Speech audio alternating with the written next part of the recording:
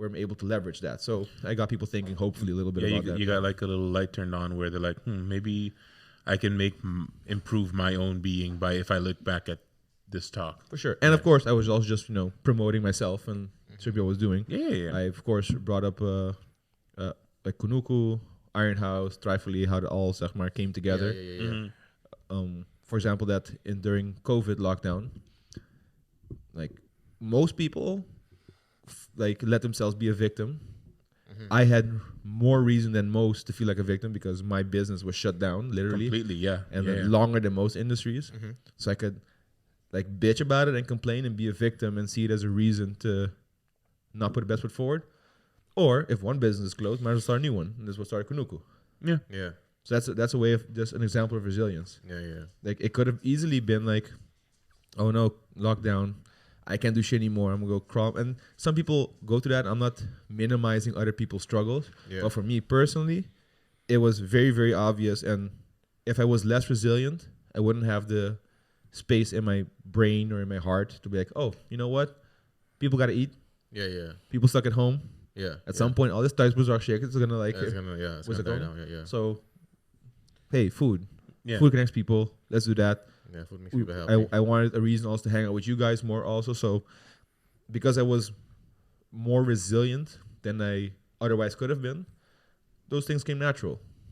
Yeah. And my whole shtick was that being an Antiano, for me, is like having cheat codes. It's like a life hack. How so? For those reasons, because I'm able to deal with failure in a very positive way. It'll be resilient. Yeah. And it's because of how I was raised. I think I gave myself the tools, but I was still shown it and taught to it by the way I was raised. Yeah. Either directly or indirectly. Yeah.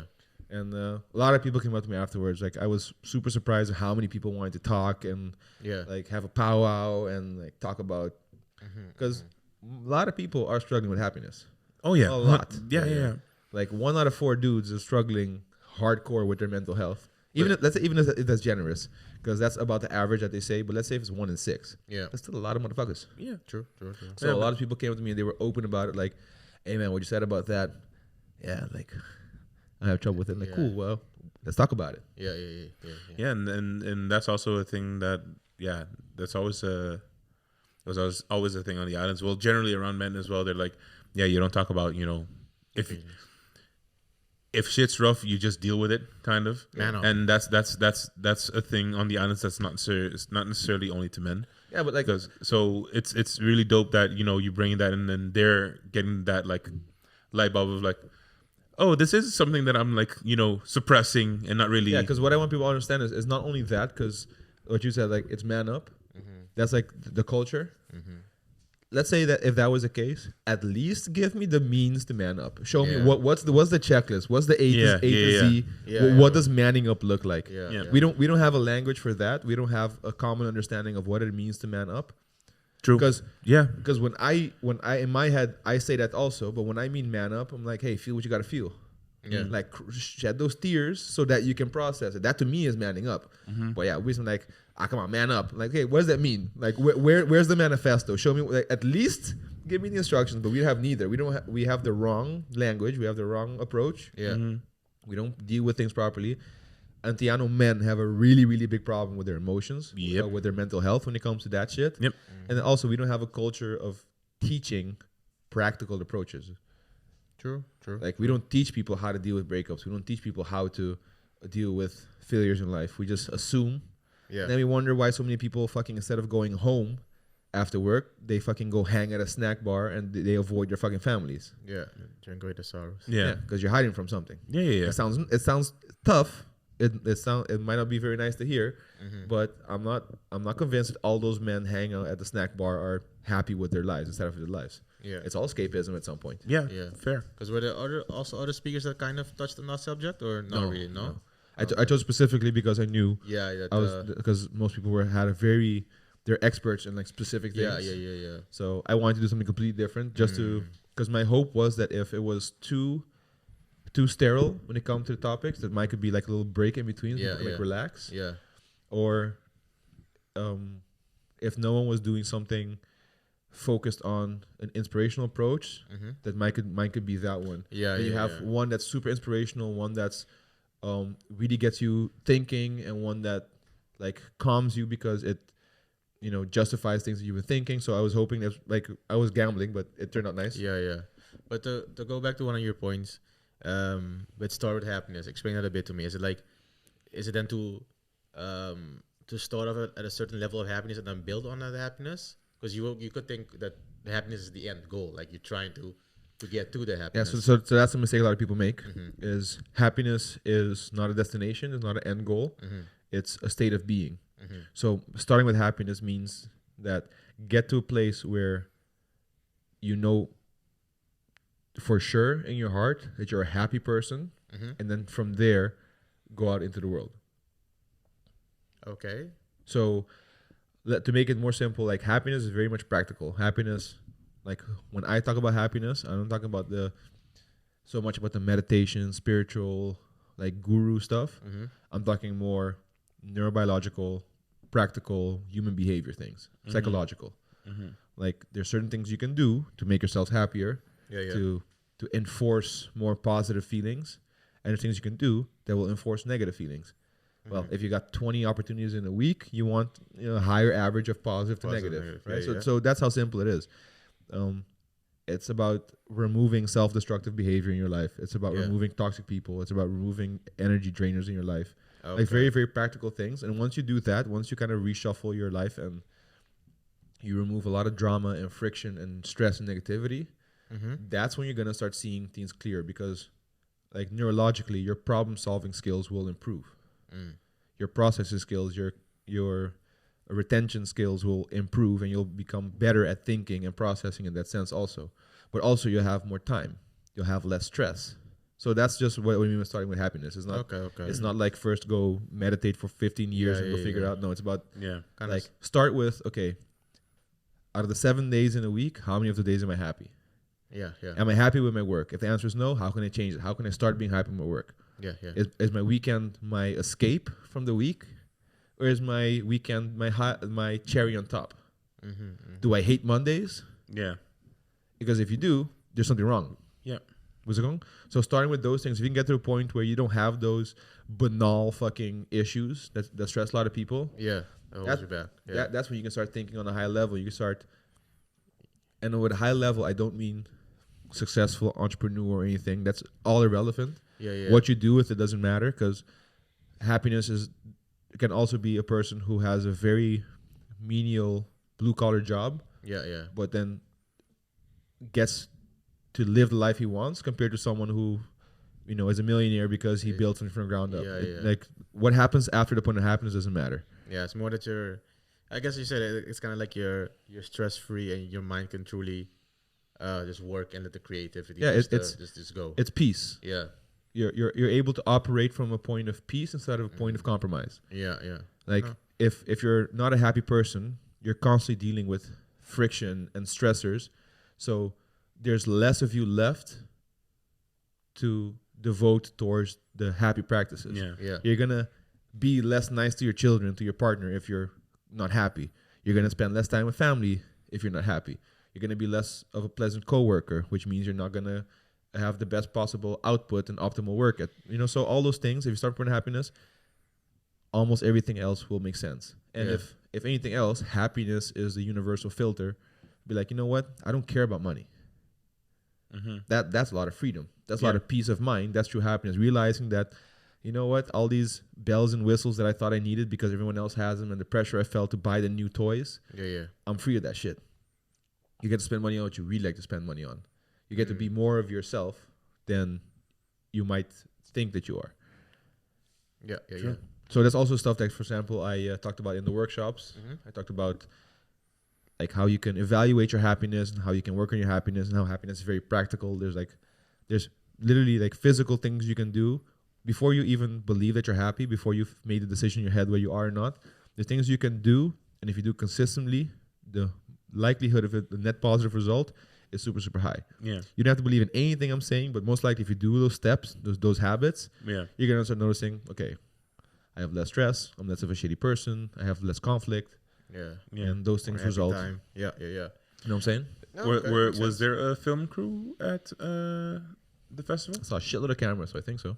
Okay, so hopefully soon or sometime they're gonna upload the talks. I hope so because I'm really curious to what the fuck I said. Seriously, Yeah, I'm having a hard time remembering it because all the interactions afterwards were so meaningful and so nice. And again, I got on stage, I looked at my phone, like I started scrolling. I'm like, I ain't gonna remember my name. hey, I said, let the chips fall where they may. And they luckily they fell a little bit advantageously. Oh, natural. Yeah, no, but that's why because again you told me about it, and then we also helped share the post, getting more people to know about the event. When I was hoping that it would have been streamed or something like that. So I think maybe next year, no? Yeah, that's stuff that they mentioned that it's the first event of its kind, and for them it's also so I think they have a lot of lessons that they learned that they want to improve for next year. Yeah, of course. No, hopefully they'll. They filmed the talks and then they'll post them online because I would love to hear your talk. Of the people that were there, one of the people that were there, who were you really looking forward to hear the talks? And were there any talks that surprised you? So the one I was definitely looking forward to was, of course, Luke, because I got to meet him a while back and I got to meet the team behind the scenes. And for example, we were at their office and they had to do a call with the radio. Okay. So what station? No idea. I'm saying so. But then seeing like how he man prepare and pull it off and like kind of go off the cuff and still ace it, So he's a very interesting guy. So I'm a big fan of the stuff he does. And the panel was always by far my favorite. Also looking forward to it because Grandel Mercedino was also on it. Who? Grandel. We went to. Oh yeah. He's a politician. He's a politician now. Yeah. Also super clever guy. He has his head on straight as an arrow. Yeah. And it was him, Ralph, who I got to meet there, the poet. And the guy has a fucking sultry voice and like he's so peaceful, but then he says stuff like "Extendernos boss," and then like, that makes fucking complete sense. I think is it Ralph Emerencia or something? No, Ralph Winet. Oh no, never mind. I think. And then they had someone also called Stacy. She's Dr. Stacy something. I can't remember her last name, but also one of those smart and everyone else in the room kind of people. And together with Josh, and the person hosting it. I also got to meet there. Let me get his full name right. Yeah, I really hope that they film this and they're going to post it online because it seems so interesting and also very positive. Shout out to him. I wanted to make sure I got his last name also correct. Gilberto Morishaw. This guy, Eswa, I love this guy, dude. Yeah. Like when we went to collaborative working space, a new space we were opening on the Friday before. Like I asked, so where are we going? Just follow the music. I'm like, what music? Like the piano. I'm like, yeah, your piano. Yeah. You go upstairs and he was sitting on this grand piano, fucking rocking out and like singing and wailing and shit. Yeah. And you know me, I had to do a duet with him. Yeah. So I freestyled with him and shit, and we sang together. And he was like, what do you know? I'm like, all right, do this, cause like he's a G, so I knew he knew the 4 magic chords. There's 4 chords that all you can use. You can do almost all songs on. Yeah. So I told him, okay, you know those 4 chords? Like, of course. I'm like, my bad. So I told him, play those chords and just go with it. And he understood it. He was such great people, caring, warm, nice, but also sharp and intelligent and clever. The whole crew. That was like a blast. Rihanna, Kiara, all these people, Enrique, man. Again, I left unbelievably surprised of how much my inference and my assumption about other people's were confirmed. Yeah. Because it's a belief system I have inside. I feel it, but now I don't have to feel it anymore. It's not a guess. Like to me, it's evidence. Proof, and that's what I'm saying. Kolektivo is a very serious thing. Everyone who wasn't there, and the next day, because it was Saturday, Sunday I was flying back. Before I flew back, I was like, I go to the beach. Yeah. I went to the beach once before that for like an hour. So I got to go back with at least some color. Yeah. I was at Kokomo Beach, and there was this young lady there talking about it. She was also there, but she didn't recognize me because my presentation was pretty early on, and it got busy much later. And she was talking about, I also wanted to organize an event, but I ain't got Kolektivo money. So like, they were talking. So her point was that it was such an amazing event, and that they raised the bar now. They let them see like this is where it's at. Like if you're not gonna get to this level, don't even try. No, try. Or by all means try, but accept that it might be tough to one up us. Yeah, but these guys are working so hard. It's not a overnight thing. The Kolektivo. Yeah, but that's the beauty of it. It's a big team, and Luke has been doing next level shit. You guys gotta look at this guy. The stuff that he does with blockchain and with finance and economics. This guy manages huge funds, big ass partners and shit. So, okay. On a whole lot of, I wouldn't be surprised if next year you have the biggest of the biggest people showing up, like fighting for a spot. No, I think it's I'm happy that it happened. It sounds like it's been long overdue, especially because you always hear people like, yeah, I want to give back to the island, but now there's with this event, it seems like people are talking less about the what and more about the how.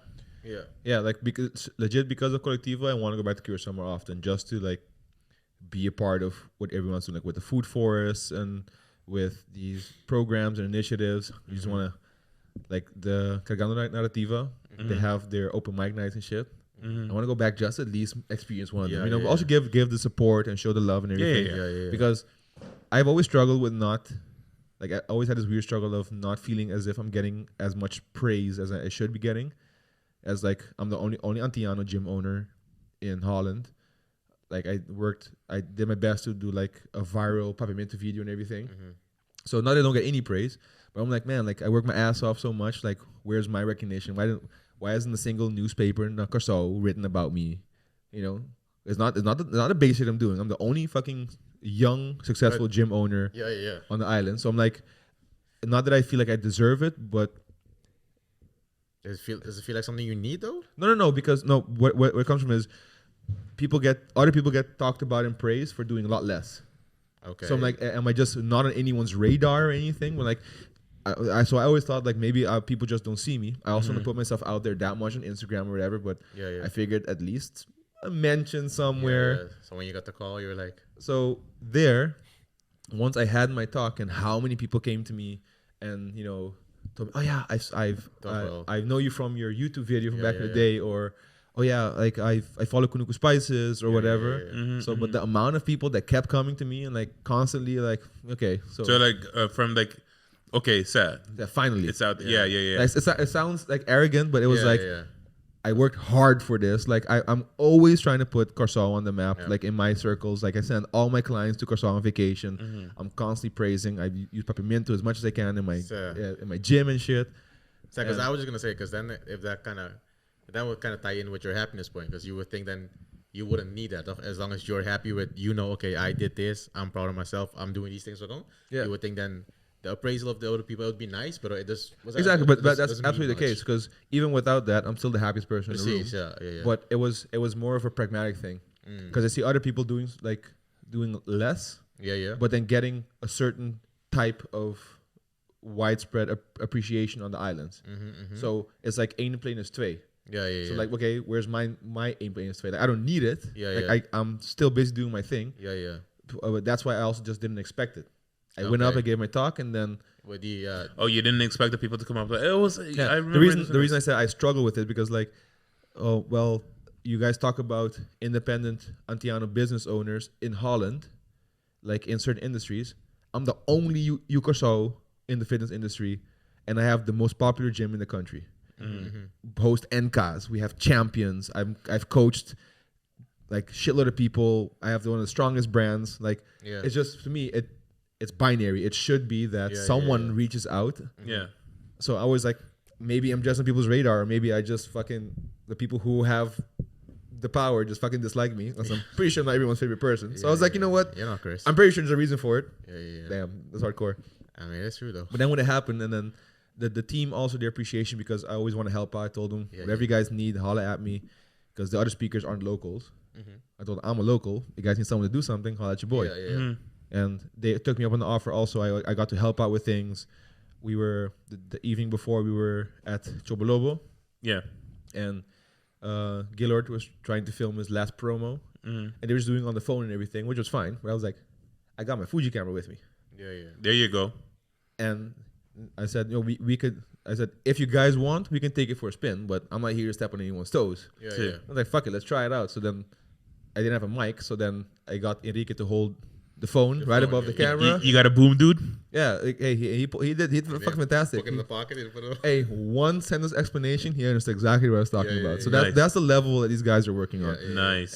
And I told Gillard Fan, your cue is to turn and start talking. He understood the assignment. It was boom. They had no explanation necessary. Everyone got it, and that's also the one they actually used to post. Oh shit. Okay. I had my laptop with me, and both of them understood like Premiere, so we were editing together on stage even before, like putting it together real quick, synchronizing. And then I knew a little setting trick on Premiere that he didn't know, and he knew something I didn't know. I'm like, shit, really? That's it? Now I know for next time. Yeah, So that's nice. So man. all that kind of shit. It was one big beautiful, like, coming together. It felt like a big payoff. Oh, dope. Man, the way that you're talking about it, I is it gonna be the same time every year? Because I kind of want to have to kind of go. I have no clue, but I make a damn point of going next year. That's for sure. Yeah. Seriously, I think like what this starts and how they were talking about the future of Curacao. I think 100%. I'm not even fucking with you. I believe that the Antillas could be like fucking Wakanda. Oh hell yeah! We dude. have the the intelligence for it, the creativity for it, the resources for it, the kindness of personality for it, the tribe attributes for it. What I mean with that is like people from every other country can come. Curacao, we'll all Barcelona on the beach together. I'll accept you. Yeah, exactly. It balances out. It removes all that hierarchy bullshit. At some point, like Luke was the founder. He was hustling just the same as everyone else. He wasn't playing the boss role in this shit. So we have all those things as Caribbean people and specifically Antillanos. Massive potential. If you hear the shit these people talking about, and I got to speak a lot of them also behind the scenes, you get 12 minutes to speak and you can't tell everything. People think on a fucking high level. We could become like example for the rest of the world, especially people who live in an island community. And if this Kolektivo Festival proved that with spades. Nice. That was my feeling. But I might be still riding that high. Yeah. I might be a little bit too excited about it. Yeah. I can completely believe that. But I mean, even me, who like I only saw what they posted on the Instagram and stuff like that. I was like, damn, this looks so dope. Yeah, so, yeah. But there's so many examples. Like I got to talk to Justin Neeson again after a long time. Okay. And he was kind enough to even like fucking recognize me. Yeah, like, he's one of the biggest chefs in the game and shit. Has amazing restaurants. And super humble, down to earth, nice guy. And like none of that arrogance or none of that shit that goes along with it. Yeah. The hey, you know who I am. Yeah, but also just the level he's doing his craft and like how much he's influencing that whole industry with his cultural influence. You go to Mondi and they got fucking people dancing around and shit. You got people on their feet in formal attire. That's next level shit. That's a really, really big deal because he doesn't have to conform to nothing. He's doing him. I know. So, what's the name of that Curacao artist again? The guy with the piano. He's also performing there. Junie Juliet? Junie Juliet. Yeah, you got Junie Juliet on the piano fucking playing. I'm like, is this a restaurant or like a party, man? Because it was dope. There's so many examples. My same as like cousin Jason. One of the smartest motherfuckers you ever meet ever. And like the intelligence we have from some people and the creativity we have from others and the love for the eye and someone else and the human decency of the most. Like you put together, like I don't see a single reason why, given the opportunity, we can't be the shit. Yeah, man. We just need the opportunity. Opportunity is there, just people have trouble seeing it. And I think Kolektivo's purpose is to not only have people see it, but get people fucking excited about it. And in my opinion, fucking mission accomplished because I'm hype as fuck. I want to see how can I invest in the islands? What can I give back? I want more people to visit. How can we showcase things a little bit more? I feel much more Antillano Curacao now because of Kolektivo Festival. Yeah. Random question, like before we round off. During the speeches, could the audience ask questions or was it only with the panel? Or how did that work? Was there like question time? Could you ask questions? Or maybe I don't think so. You don't think so? No, because in mine I didn't. I didn't offer opportunity. Uh-huh. I think there were a few people. I think that they had a little bit more of an engagement, and people got to answer questions or say something. I think so. I'm not sure. I know. Okay, I just want to know I think if that was a thing or not. I don't know if in the panels, for sure, all the panels they allowed questions. Yeah. Yeah. Okay. No, dope. Okay. But listening back in my head, I hope I'm not overselling it too much. Well, you kind of did, because like I said, I want to get a point to go next year. That's 100% my experience, and I was fully aware going into like being like I'm gonna be as much of a fanboy as I can. I think that's also a healthy perspective to have. I'll be like whatever anyone's doing here, I'm gonna be a fan. I'm gonna be open, positive about it. I'm gonna be engaged. I'm gonna ask questions. I'm gonna try to like help them elevate their craft, because you don't want to have a panel and no one asks a good question. So I told them, because I spoke to them, like if there's like one of those perfect questions you want someone to ask, let me know. I'll ask it. Like I'm perfectly fine helping out that way. Be like, I have a completely random, unprompted question. Like, but if that's what you need to get your point across, I'm down. Let's go. Yeah, not dope, man. No, but it's like you said as well. Start with happiness, because if you go there, starting as a fanboy, and like, that's already like the right energy to go. Exactly. Yeah. That's what I'm trying to teach people. Oh man, that's And also shout out to everyone who took me up on my offer for a free happiness check-in. I offered a few people there for the workshop, because I can't talk for ages about everything. Yeah. I told them like, hey, if you want just a happiness check-in to see where you're at, are you actually happy? Can you be happier? What are things you're doing exactly? So there are a few people actually took me up on the offer. Nice. Oh, dope. And I was very surprised and very honored that they let me talk about it in that sense. So shout out to you guys. Yeah. If you happen to be listening. And just massive shout out to the whole Kolektivo crew for pulling it off. Yeah. I think they started something that is going to put a lot of fucking people to shame if you don't step up their games compared to it. I'm a competitive person, so I want Curacao to win. Yeah. For real. Curacao me se gana, gewoon tukos. Seriously, Curacao me se gana tukos. Curacao to domina. So, in my that's the only like competitive bone in my body, but like Antiano, was it going? So I think a lot of people are going to have to work fucking hard to be able to put up. That's good. A little competition's always good. For everyone. Absolutely. Competition's healthy, man. All right, man. That's the longest episode. Yeah, I think. Yeah, but it was also a really, really interesting one. I'm gonna have to like listen back to this one just to process everything. I have one more question. Do you still have the notes of your speech? Yeah. Oh, okay, you gotta share those then. Yeah. Interested to, because we didn't get, if they don't post or whatever. So for sure. To what I have the notes of what I wanted to say exactly. before I forgot what I had to say. Yeah, for sure. Yeah. So that's interesting. You gotta share that with us so we can see what you wanted to talk about, what your brain was. If anyone's listening to this and you want to find out more of what I'm doing, you're going to check out two things, because Kunuku, you're already in on it. My Iron House page, Iron House Go. That's my gym, my strength gym, and my training facility here in Holland. Best gym in the Netherlands. In my opinion, by far. And Thrivefully, thrive.fully. That's me and my wife's new business, where we try to teach about happiness, success, entrepreneurship, and personal development, personal growth. So a little bit of shameless plug. Like I said, I'm ashamed of nothing. So ain't no shame in the plug game, man. And it's just a plug. Graham, is there anything you want to plug? Me? I gotta plug my Kunuku. Buy fucking Kunuku. Yeah. Go to kunukuspices.nl to get yourself a jar of Kunuku. Upgrade your flavors a little bit. Upgrade your flavors. You can find us on Instagram, TikTok, YouTube at Kunuku Spices. Yes. Rate this podcast 5 stars on all your listening platforms. Okay. And give us some comments. And let us know what you guys want us to talk about next. All right? All right. Then we out. Peace.